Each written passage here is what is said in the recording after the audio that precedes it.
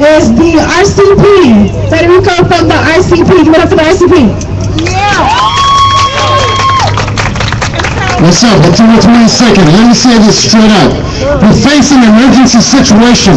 The powers that be, the people who run this whole setup, have unleashed the whole criminal injustice system to carry out an intensifying murderous assault on oppressed people across the country. Law enforcement treat whole generations of blacks and Latino youth like criminals, guilty until proven innocent, if they can survive to prove their innocence.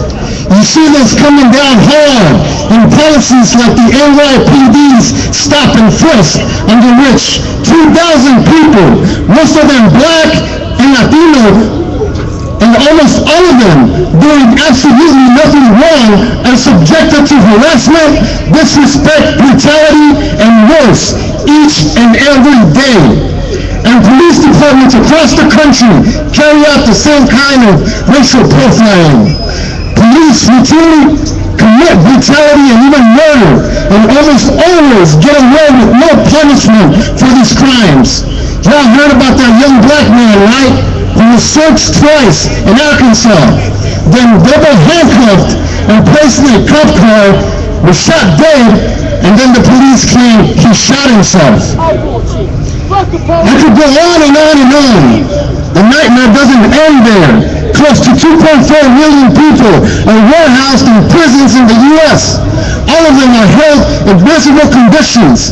More than 80,000 of them are held in solitary confinement. This is torture. And let's be clear, it is torture what's going on in the prisons.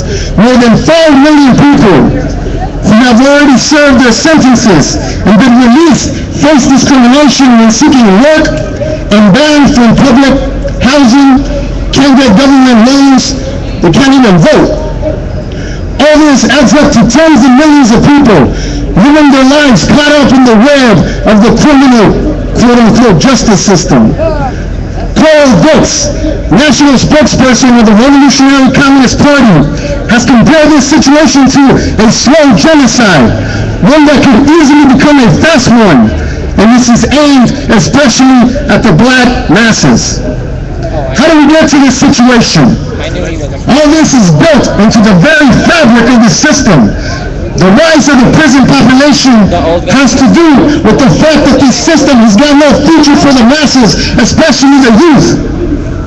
And there's conscious policy being carried out here by the government, by these vicious monsters who rule this society, to prevent any future uprisings and rebellions like the ones that rocked this system to its foundation in the 1960s. You can get more information by going on YouTube and checking out Carl Dix's speech, Mass Incarceration plus Silence equals Genocide. None of this is going to stop by relying on the system's politicians. And enough of all this blaming the youth for this whole fucked up situation. And it's not the youth's fault for the situation that they're in today. It's going to take nothing less than a revolution. Millions of people rising up when the time is right to get rid of this system and building a radically different and far better society of will to replace this one. Right now is not the time, let me be clear, because we are serious. We are serious about revolution. Right now is not the time to go all out, to seize the power away from the people who rule over us, and to bring a new power into being. But right now it's time to build a movement for revolution. And that means spreading revolution everywhere and introducing people to the leader of this revolution, Bob Avakian. And y'all can check out the interview by Cornel West that he did with revolutionary Bob Avakian. Oh yeah, it's controversial. This is about revolution. Fighting the power and transforming the people for revolution. That's what we're all about. And that's why we're here today. We're fighting the power. Today is the day when we come together to resist these injustices of the system and say no more.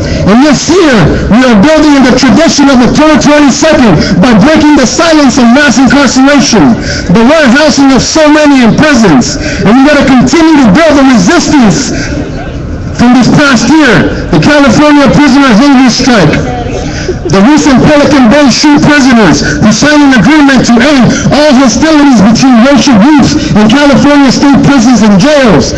And there's a mass movement right now to stop and frisk in New York, where the freedom fighters who put their bodies in the line to end this racist policy through nonviolent civil disobedience begin trial tomorrow. So y'all gotta check that out. So this is Christian unity, and this is where we need to resist this system, the crimes of the system, and do away with this system. Well, it's the time for revolution is here. Yeah, yeah. Give it up for the RCP. Hey, hey. Police brutality has got to go. Hey, hey. Police brutality has got to go. Hey, hey. Ho, ho. Police brutality has got to go. I'm just checking to see if you guys are still awake. So, we're going to have some more family members and some more organizations, but we also are going to have some entertainment here. So, just want you guys to know, just so you guys don't leave. We don't want anybody to leave until the last family member has taken the stage. So next up, I want to bring, just show of hands, because it's always just interesting to see how many of us has actually heard these stories. And it's nothing against us if we haven't. It's because, the media we get doesn't provide that information for us. So just show of hands, how many people have ever heard of Michael Cho? A couple people. So I'm going to bring up one of his friends, Sheena. You can't see to tell us who Michael Cho was and how he died. Give it up for Sheena. Yeah, Sheena. Because not everybody's sitting here right now. You can't see everybody. He was a very talented artist.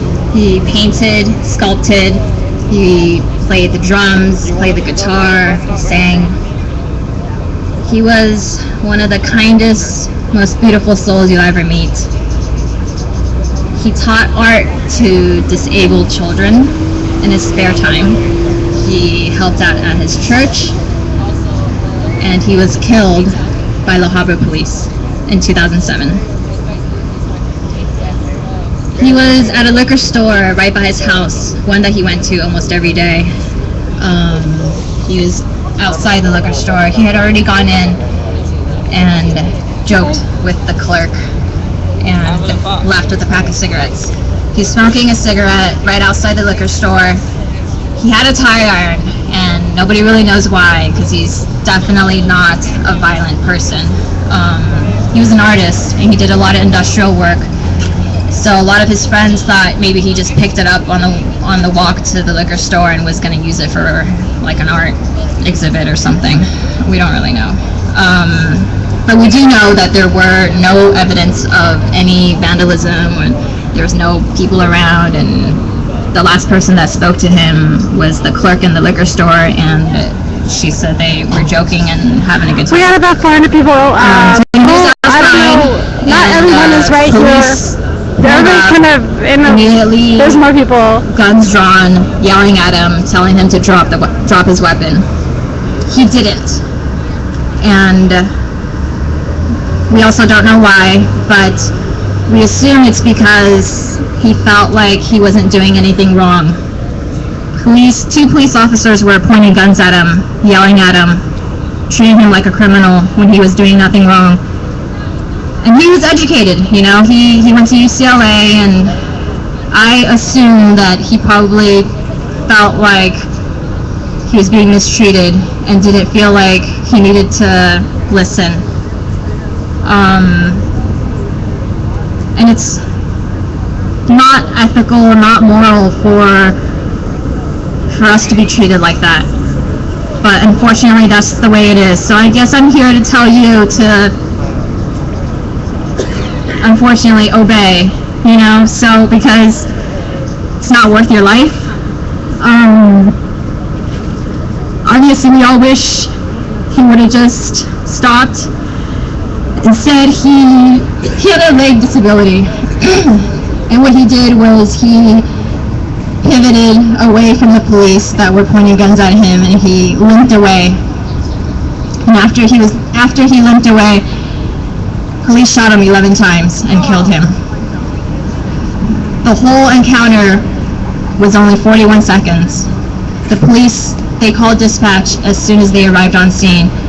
And 41 seconds later, they called dispatch again and said that shots were fired and medics were needed. So they really gave him no time to, they didn't figure out what was going on. You know, they didn't ask any questions. They just jumped out their cars with their guns drawn. And, you know, so if you're jumping out your car and your guns are drawn, like, what other options are there but to shoot, you know? It's been 5 years since it happened, and, you know, I've lived 5 years that he couldn't. And it still hurts, clearly.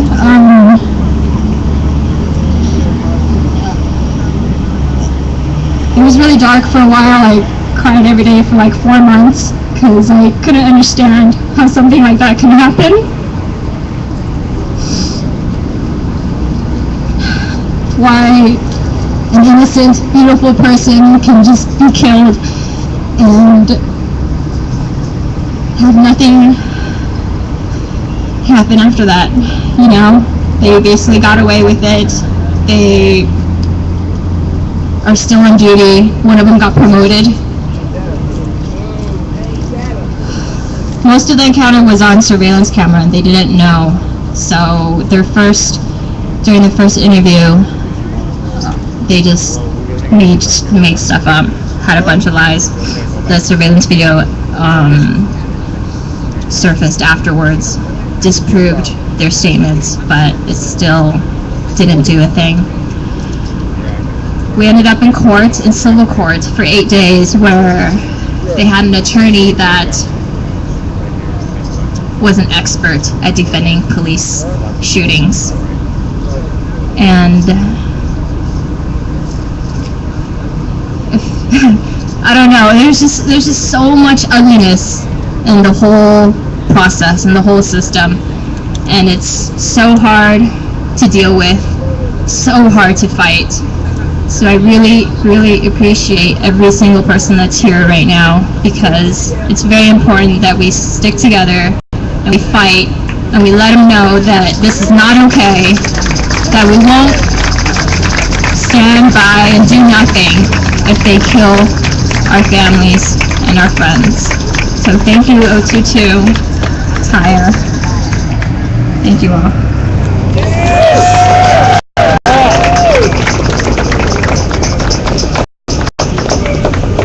Give it up once again for the shooting. Michael Cho, Presidente. Michael Cho. Michael Cho. Michael Cho. Thank you so much for coming up and sharing that with us. You know, when I talk to people about this rally all the time, a lot of people think, I don't want to come to the rally, it's just because we stand. Well, I don't want to be stand all the time. But I think, for me, it's that sadness that makes it real. Because when we watch the news and we see it that quick on the news, it's not real. That's somebody else. It happens to someone else. It can never happen to me. But when you hear the people, these loved ones, telling these stories, it drives it home. So I want to say thank you for bringing that home to us. And I hope that that's hitting something in you that makes you that even puts more fire in you. I know you guys have a lot of fire in you, but you need a little bit more to really make a dent in this. So thank you once again for coming up and sharing that with us. Next up on this stage, I want to bring up Occupy the Hood. Give it up for Occupy the Hood. Hey everybody, I want to thank you all for sticking around and hearing the stories. I'm going to make this really quick and straight to the point. One thing that was really important for us to recognize today is the power of our voices and our bodies in mass mobilization demanding change. One black person killed every 36 hours is absolutely unacceptable. Any person being murdered by police, security guards, and self-proclaimed vigilantes every 36 hours is unacceptable. Today, when we leave this march, we should all be taking further marching steps in our minds. We must find a solution that will stop the murdering of our youth and the criminalization of generations, because the police have not stopped. 17 years in this march, and they have not stopped. This change needs a clear direction and a solid structure developed from the people. We, the people, will hold these people accountable for what they do. We don't need their internal investigation systems telling us what they did was right or wrong. We will tell them what is right or wrong. They need to be held accountable to us. It is us that will hire and fire them. We must organize our thoughts and our actions to impose our will on the state and the wealthiest who dodge accountability and justice. Enough is enough. Short is powerful. Thank you, Occupy. We're giving you time for Occupy. Hey! I just want to call out one name because I see you. Matt Cedillo, are you here? If you are here, Matt, you are almost up, so please come to the stage. Next up on the list, I'm going to Stop LAPD Spying Coalition. Thank you. So welcome to the body of the beast. Let's just look around. We got City Hall that sanctions violence. We got LAPD that enforces and operationalizes violence. We got the courts that uphold and legitimize violence. So this is what we got, a full spectrum state violence right here. And then we got LA Times that apologizes for violence. This is what it looks like. It breeds on violence. It romanticizes violence. It exports violence. And it thrives on violence. And if you look further out, that way, and that way, it makes profit off of violence. But as we're talking about murders and killings, these bastards have many other tools in their box. It's not just about killing people. One thing that we don't stay aware, and we drop the ball ourselves, is the history of surveillance, is the history of infiltration, it's the history of planting informants. How they keep on opening secret files on us. And as we speak, LAPD is engaging in a three-pronged assault. One is Special Order 1, where they're opening up files with people just for taking a photograph, using a binocular, drawing diagrams, taking notes, walking into an office and asking about hours of operation. The second prong of that assault is developing community informants and snitches. It's called the I Watch program. See something, say something. Or the message is, do something. That's what Zimmerman did in Florida. It wasn't about see something. It wasn't about him saying someone's suspicious in our neighborhood. It was about do something. Vigilantism. And the third leg of the stool is that they just got approved for intelligence gathering guidelines. And guess what? LAPD can now plant informants for 6 months in organizations based on an anonymous tip. No reasonable suspicion, no criminal predicate, based on an anonymous tip. LAPD can take their fictitious names and fictitious personas to do online surveillance. What does that mean? Go on your Facebook and friend you. Go on your websites and get information on your memberships. LAPD can go after what they call known target organizations. So if our brothers and sisters for Black Riders are considered a threat, anybody associated with them is also a threat as well. So they would plant informants to go after these folks. That's the kind of history that we have. History of assassinations, history of smearing, history of killings, and history of murders. But we have a call to action. We have a call to action to join this fight. The LAPD, Stop LAPD Spying Coalition is led by LA CAN, it's led by YJC, it's led by Gender Justice LA, it's led by the National Lawyers Guild, it's led by Dream Team Los Angeles, it's led by Occupy the Hood, it's led by EDEVSTA, and it's led by various other organizations. Every Monday, we meet at LA CAN at 1 p.m. So please come join us. Thanks for the fight. We're going to have one more time for the Stop LAPD Spying Coalition. And if you want to know, if you didn't catch when they meet, I'm sure he has no problem. He's just going to be asked to you. So right now I want to bring up another family member. So I'm just show you again, because this is one that I haven't heard of treat you. What about you all about Daniel Rodriguez and Mario Park? A couple people. So right now we're going to hear from his brother, and he's going to tell you exactly what happened, and if anything has happened to the cops since then. Please give it up one time for Daniel Rodriguez. Sorry, this is, I'm sorry, my bad. This is Daniel Rodriguez, his brother was Steven Rodriguez. Hey, how's everyone doing? So as she said, my name is Daniel. I'm sure most of you have seen the video on YouTube of my little brother coming out of the Carl Jr. and he shot at point blank range. They fired at him 10 times up close. You know, anybody that knows my little brother knows he was a good person. He was a very good person. And he was always the first person to try to assist you if you needed help. He was a very spiritual person as well. He was also a vegan. He didn't believe in eating meat. So when this initially happened, we didn't find out until that night. And the way we found out was that we actually saw a video clip on the news. No one ever tried to contact us and let us know that my little brother was shot down, or that he somewhat was committing vandalism. But that's not the point. The point is that the way it escalated, it should never evolve to that level. As soon as he's coming out, we have 2 officers jump on him. They never once try to talk him down or talk to him or anything like that. And I believe it's because of the way he was dressed. Because of the fact that he had his hoodie, he had his sweater and beanie, they perceived him to be more of a gang-related person. And you know, we're still working on it. The only thing that happened to the actual officer was that they got paid vacations, you know, just like any other situation. So we do have our attorney who has just filed a case against the city of Monterey Park.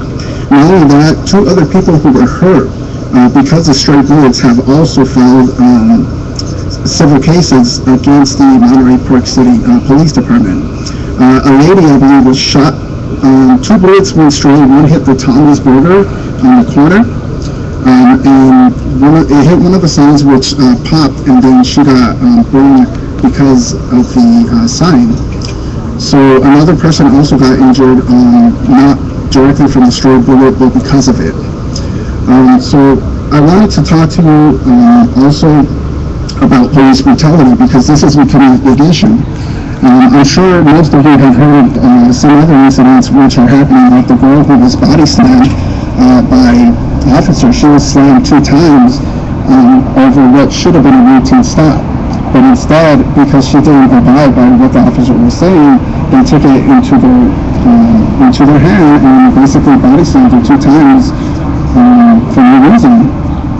Also, the incident in Venice where the young man was skateboarding, and he was tackled and punched in the face again because he didn't stop skating, according to officers, right?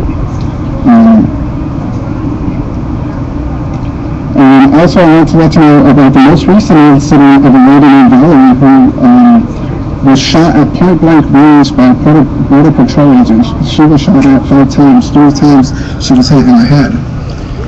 These type of things don't have to happen. Nowadays, it seems that peace officers look to instigate events rather than assist the public. They stereotype the citizens based off what they wear and how we project ourselves in public. Yet those are the same things that make all of us unique in their own way. Instead of assisting the public, it seems as if they were on the prowl looking for the next target. Peace officers have a motto of serve and protect, but it seems as if that's far from what is going on. Nowadays, it seems more like do what I say and you'll be sorry. Because of these incidents, as well as what happened to my little brother, I, along with a few partners, have started a non-profit group called Remix. It stands for Respect My Existence. Our mission is to change the way we perceive each other, and in doing so, we believe that we can change the way we treat each other. Our goals are very simple. Improve the way peace officers and other authority figures treat members of the community. provide relief and legal support to those who have been a victim of harassment, brutality, or wrongful death.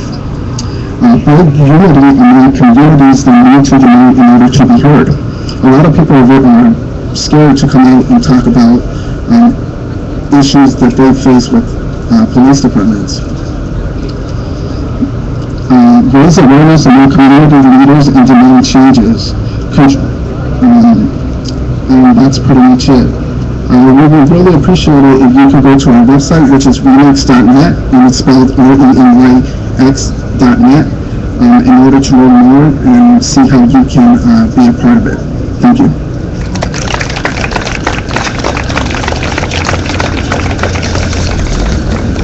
Give it up one more time for Daniel Rodriguez, sharing story of how he was Steven. Within October 22nd, we do this project called the Story Writers Project. And basically what we do is document stories of people who've been killed, because that's the only reason how we're going to know. So this is a story that we will document, and we hope that this is a story that you will go to work tomorrow, go to school tomorrow, and spread around so people know. And when you say, hey, it's only isolated incidents, we know the truth. We know that it's not. We know that this is something systematic that is allowing this to happen. This is not just an isolated incident. So please give it up one more time to Daniel Rodriguez. The next organization I want to bring up to the stage has been a part of UGT for a lot of years now. Give it up for the Black Writers.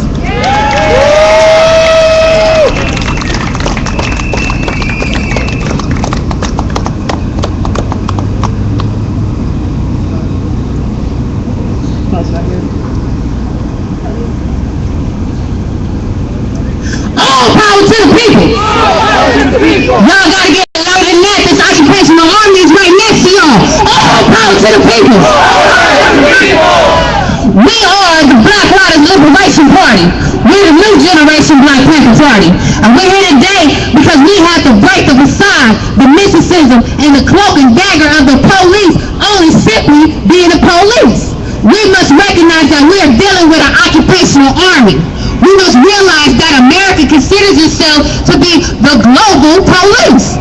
This means these motherfuckers think they have the ability to go into whatever community and country they want to oppress and murder our people, and nobody has anything to say about it. But we're here today to let the people know that we have a Second Amendment right, a constitutional right, and a God-given right to bear arms and defend ourselves by any means necessary. And that's what we intend to let the people know today. See, a lot of people out here may not agree, or may not think that self-defense is the correct strategy, or may not think that our struggle is necessary. But look at it from this perspective, right? Say that there is a rapist, an intruder, a murderer coming into an old lady home. She's by herself in her own home. No protection, nobody there to help her. And this intruder come in, beat her upside her head, rape her, and take all her financial belongings. But she somehow, some way, find a way to bash him upside the head and take his weapon and beat him with it and shoot him with it. People don't think that that's against self-defense, or they think that that's okay. But why do we think our people be in this exact same situation and dealing with America? They rape, pillage, murder, and maim our people on a day-to-day basis, but yet nobody think that we should do anything about it? We have a Second Amendment right, a God-given right to bear arms and defend ourselves by any means necessary, and that is what we intend to do all day, every day.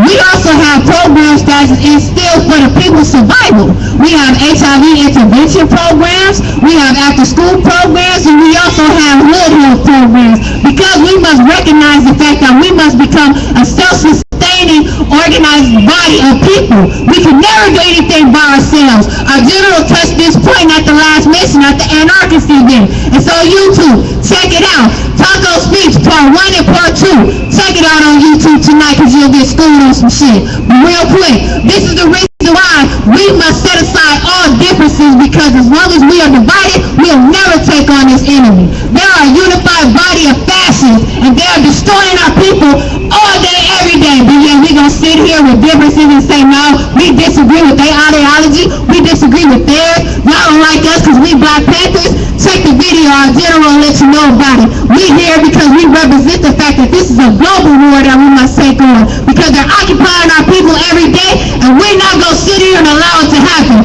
So who going to stand up and defend themselves? I said, who going to stand up and defend ourselves?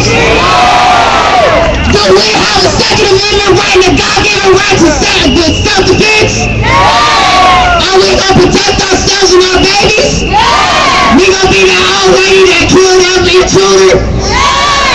So represent it there. All power to the people. All power to the people.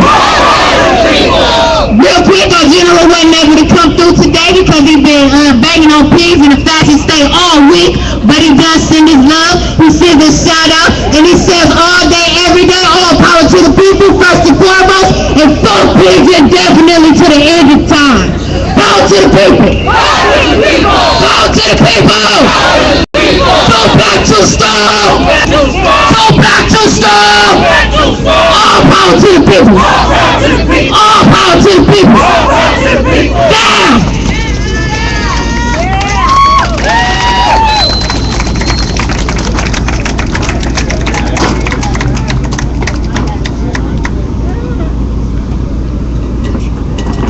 Give it up one more time for the Black Riders. So I'm glad that we got a nice group who's staying to the end. We got just a couple more organizations. We got a couple more family members. So thank you for staying with us this long. Now it's getting a little chilly. It's getting dark, so we're going to try to wrap it up as fast as possible. All the groups that's speaking, please know that there's a 4-minute cap so that we do have time to fit in everybody. So the next group I want to bring up is Struggles United, Luchas Unidas. Give it up for Struggles United, Luchas Unidas. Hey, what's up, everybody? My name is Tiffany. I'm with Struggles United, Luchas Unidas, Sulu, Revolutionary Socialist Organization, and there's so much agreement that we have with all the other organizations. Community self-defense, arming yourself. That's exactly what we need to be doing in our communities. Because these police, because of the capitalist system, are never going to be supportive of us. This good cop, bad cop dichotomy that they try to spit on us and make it seem like every cop is somehow going to be Andy Griffith and be there to help you out, Mayberry. That's just not how the community works. That's not what we live in. We're living in Los Angeles, South Central Los Angeles. Some of us, Inglewood, all over the city, and they're doing the exact same thing. And why is that? Because it's a capitalist system. Because the police are interested in supporting and benefiting the interests of the rich. And the rich are being paid for by the state. That's what it is. So they're never going to be nice to us. And the only reason why they are nice to people is because of cooperation, because they're doing exactly what they want you to do, or because they want to use it as a tactic to burn out your fire and stifle your anger and your justifiable rage with the system. But one of the things that we also need to talk about is the unity and solidarity within organizations and struggles. I rarely hear people talking about disability and people who are disabled as being key aspects of the movement, and they are a necessary part of the movement, because without them, because anybody can become disabled. If you have a body part or an organ in your body, it can break and be broken, and the pigs are the ones who are doing it to people in our community. Furthermore, we need to be inclusive to our LGBTQ community and our queer community and our rainbow community as well. And one of the ways that they put them in the system is on East. If you go on Santa Monica Boulevard, not West Hollywood, rich capitalist gay community, but east on Santa Monica, which is poor, working class, people of color, Eastern European gay community. And what's happening over there? Because of the way that we have sexist stereotypes of the way people need to be looking, and we rarely see people who are trans in just a regular job. I go to Carl's Jr., I try to get my stuff, my plumbing fixed. Never is it going to be someone who looks like they're trans. And why is that? How does that affect people? Because of that factor, people who don't look the part that a capitalist system wants them to look, they don't get hired. A whole sector of our class and our people are not getting hired, and as a result, they have to take jobs that are illegal. And when they take jobs that are illegal, like sex work, selling drugs, you go down east on Santa Monica Boulevard, that's exactly what you're gonna see. And because they participate in that, it's just a rotating cycle for them to get back into jail, back into criminalization, and as Ahmed pointed out, back into the profiteering pockets of the capitalists in jail, working for $3 a day. This state, California, is number 1 in prison spending and number 48 in education. And it's because we are a cash crop. Poor people, working class people, disabled people, immigrant people, LGBTQ people, women are a cash crop for profit for them. So how does that connect to police brutality? The brutality isn't just knocking you over the head or killing you, which happens. It's criminalization through car impounds, foreclosures, tickets, evictions. All of these things are factors in brutality of people. Harassment is brutality. Being detained is brutality. Being terrified that you're going to be harassed, detained, or shot, or killed, so you dress a certain way, you look a certain way, you hope that you don't look too black in this certain neighborhood. You hope that you don't look too trans or queer in this other neighborhood so you don't get brutalized or beat down by the cops or by their neglect, allowing people to beat you down because you look different and not doing a damn thing about it. That's the police state that we live in. So I wanted to be all inclusive in addition to what other people said, echoing that their job is to brutalize us and keep us in line. Whether that's with a friendly face or a gun to your head, that's what their job is, kind or not. That's what the police do. And the way that we can fight against it is by arming our communities, empowering people who are involved in gangs and gang culture, because they're the ones who know the streets, they're the ones who know the hood, and most of the things that they do are crimes of poverty anyway. They're not serial killers attempting to be mass murderers intentionally. They're put into a cycle of poverty where they can't get a job and they try to get money somewhere else. And then they get right back into the system and right back into jail and right back in the community. But what if we were to empower them?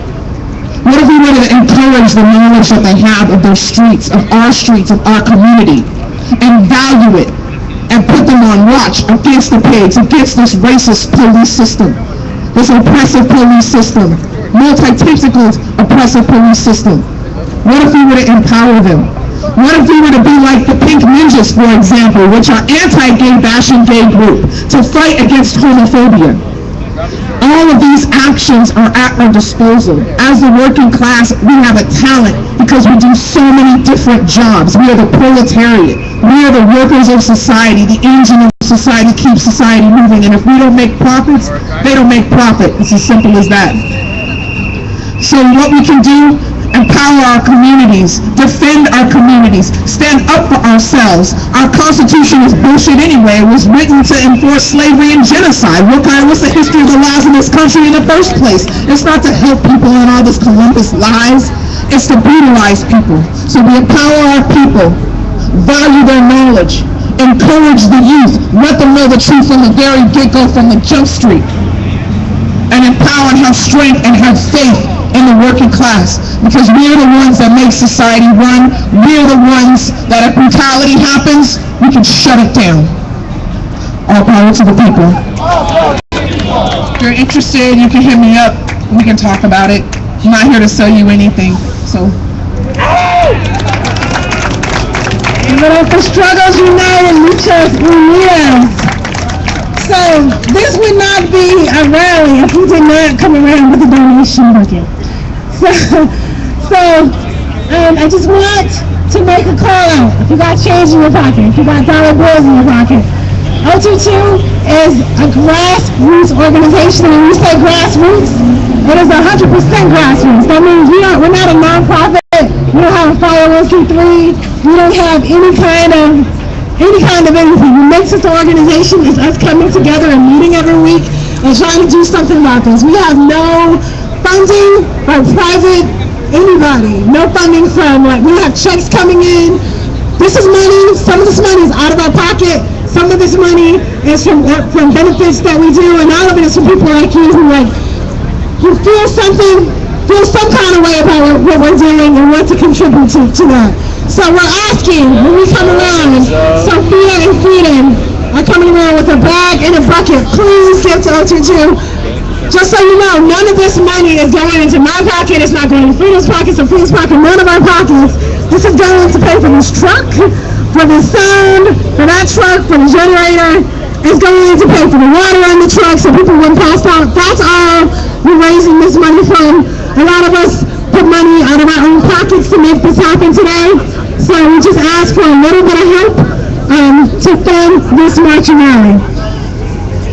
So thank you to those who can, and if you want a shirt like this one, or a shirt like a couple people are wearing around, come visit the O22 table. Please give us your email address, and we'll keep you posted about any of our events that we got going on. We have weekly meetings. We also got a monthly open mic called Fireworks that we do every Thursday night at Chuco's. So if you want to stay in the loop with us, please give us your email address.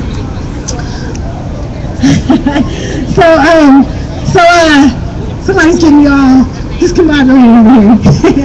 So to keep moving with our program tonight, kind of keep it moving with the theme that Tiffany had about including everybody. There's a section of people who don't include it when we talk about things like police brutality, when we talk about these different kind of issues. So I'm going to bring up somebody from SWAP to tell you about their organization and the kind of work that they do.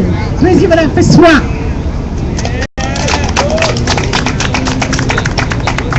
Hi, thank you everyone for staying so late. My name is Vanessa and I'm from SWAP, which is the Sex Worker Outreach Project.